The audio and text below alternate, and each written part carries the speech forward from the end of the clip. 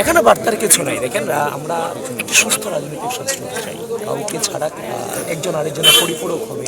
আমি তো সবসময় বলি, রাজনীতিবিদদের কাছে রাজনীতিবিদরা যেদিন নিরাপদ থাকবে সেদিন এই বাংলাদেশে সুস্থ রাজনৈতিক সংস্কৃতি প্রচলন হবে। প্রত্যেকটা শ্রেণী পেশার মানুষের মাঝে একটি শ্রদ্ধা, স্নেহ, সহনশীলতা, সহমর্মিতার সম্পর্ক তৈরি হবে। আমি সেই স্বপ্নটা দেখি।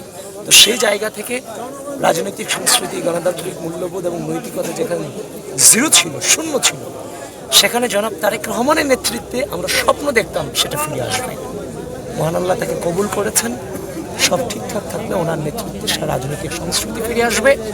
আমরা কেউ কারোর শত্রু নই। আমি যেটা অনুভব করি, জনাব তারেক রহমানও সেটা অনুভব করেন। আমরা কেউ কারোর শত্রু নই। আমরা একজন আরেকজনের পাশে থেকে রাষ্ট্রটাকে আমরা সামনে এগিয়ে নিয়ে যেতে চাই।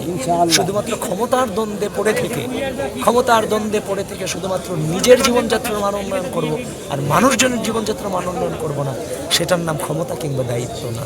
সুতরাং আমরা সেটা থেকে বেরিয়ে নতুন রাজনৈতিক সংস্কৃতির দিকে অগ্রসর হতে চাই।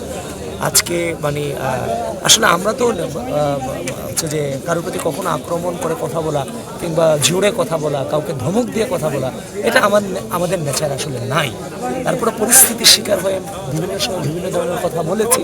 তার দ্বারা যদি কেউ কষ্ট পেয়ে থাকে, ক্ষমা সুন্দর দৃষ্টিতে দেখার আহ্বান করছি।